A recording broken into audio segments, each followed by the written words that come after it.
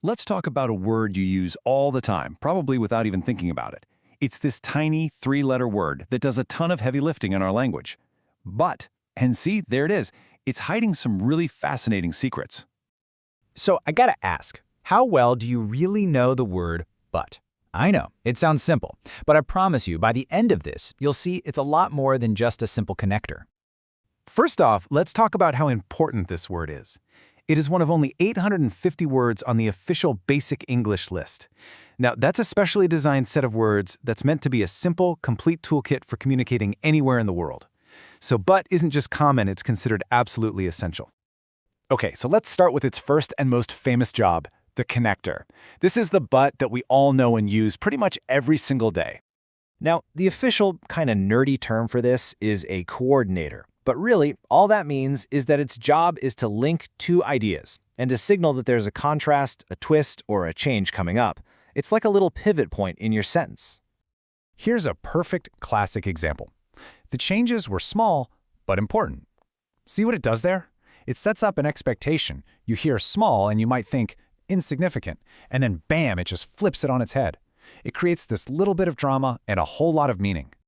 And in a real conversation, it's a superstar. Imagine someone asks, "Do you speak French?" You could just say no. End of story. But if you say, "No, but I speak Spanish," you've just turned a dead end into a whole new path for the conversation. It cancels one thing out while offering something new. And this connector role has another trick up its sleeve. It isn't just for connecting two related but contrasting ideas.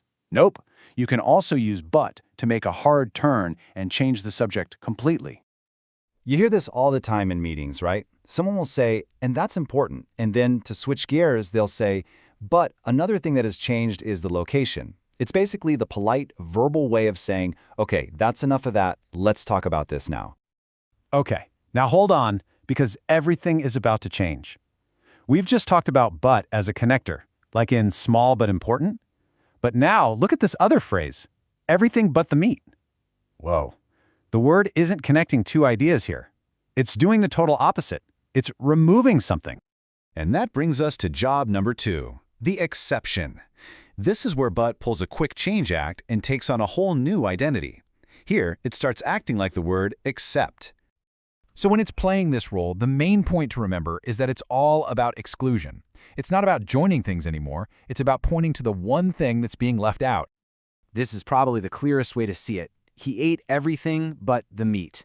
It means the meat is the single thing he didn't eat, but basically carves out a little exception from the category of everything. Now, it can also show up in phrases that are a little more complex, like this one. I had no choice but to sign the contract. What that really means is that signing was the only option available. Every other choice was excluded, leaving just one. It's a really powerful way to show that something was unavoidable. All right, so we've had the connector and the exception. Are you ready for the final reveal? Let's get into the third and final identity of but. This is its rarest, most formal, and honestly, its most surprising job. For this final trick, but transforms into an adverb, and when it does, its meaning changes completely again. It just means only or just. You really won't hear this one in casual conversation. It has a very formal, almost poetic or old-fashioned vibe. This example just says it all, doesn't it? There is but one sun. If you swap in the word only, the meaning stays exactly the same. There is only one sun. It just adds this layer of weight, of seriousness. It's a pretty special use of the word. So, there you have it. One of the most basic words in the English language is actually a master of disguise, playing three totally different parts. Let's pull it all together and quickly review its secret identities. Here it is, all in one place. First, as a coordinator, it shows contrast.